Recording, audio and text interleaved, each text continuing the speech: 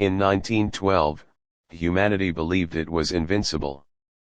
But in the darkness of the ocean, a giant of steel silently sank into the depths. Titanic. What was the truth behind the mystery, and how did the world's most powerful companies fail to stop this disaster?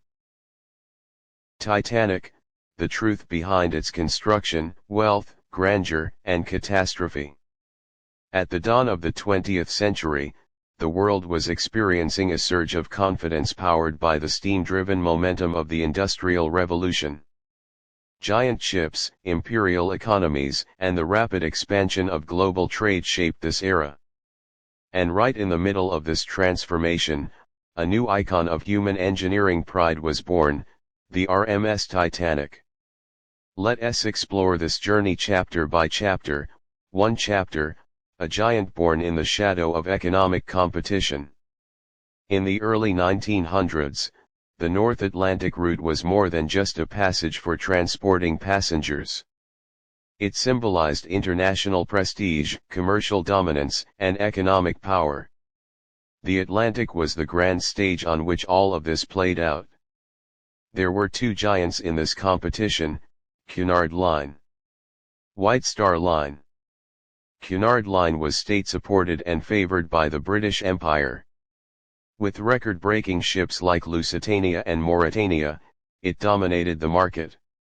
White Star Line, on the other hand, focused on luxury over speed. Its financial backing came from the global investment titan J.P. Morgan's International Mercantile Marine Company (IMM). Cunard was faster. So White Star Line chose a different strategy: bigger, heavier, more comfortable. A floating palace. This vision marked the birth of Titanic. Financial background. After IMM purchased White Star Line, it aimed to build a system that would dominate the Atlantic market. The budget allocated for the construction of the Olympic-class ships including Titanic was enormous for the era, approximately £7.5 million. The goal was clear: to attract the world's elite by offering the safest and most prestigious voyage on the seas, and to become their indispensable choice. 2 Chapter, A Miracle of Construction. A steel giant born in Belfast. Titanic's construction began in 1909 at the Harland and Wolff shipyards in Belfast. A special engineering team was assembled for this massive project, 26,000 tons of steel. Over 3 million rivets. Engines producing 46,000 horsepower. 269 meters in length. 20 decks. It incorporated the most advanced technology and the highest levels of craftsmanship and luxury available at the time. Titanic was also a psychological project. The world believed humanity was beginning to fully master nature. The slogan "Even God himself could not sink this ship" reflected that mindset perfectly. The economic climate of the time. Between 1910 and 1912, the US and the UK were experiencing economic growth. Immigrants were flooding into America, driving heavy ticket demand. The wealth of the upper class was at its peak. Financiers, industrialists, and aristocrats showed great interest in Titanic. For White Star Line, Titanic was not merely a ship, it was a high-return financial investment. 3 Chapter, A Dream in the Middle of the Atlantic. The first and last voyage. When Titanic departed from Southampton on April 10, 1912, it appeared to be the beginning of a triumph. On board were 3 distinct worlds: first class, bankers, industrialists, fashion icons, the era's wealthiest and most influential figures; second class, doctors, teachers, and business professionals, the rising middle class; third class, hundreds of immigrants carrying the dream of a new life in America. Every deck held a different economic class, each with its own hopes and future plans. 4 Chapter, The Moment Financial Confidence Met Steel. The collision. On the night of April 14, 23:40. Lookouts spotted an iceberg. The ship was too large, too slow, and could not maneuver sharply enough. The iceberg tore a 90-meter gash along the starboard side. Titanic didn't sink because of a single puncture. A series of structural weaknesses sealed its fate. Watertight compartments didn't extend fully to the top.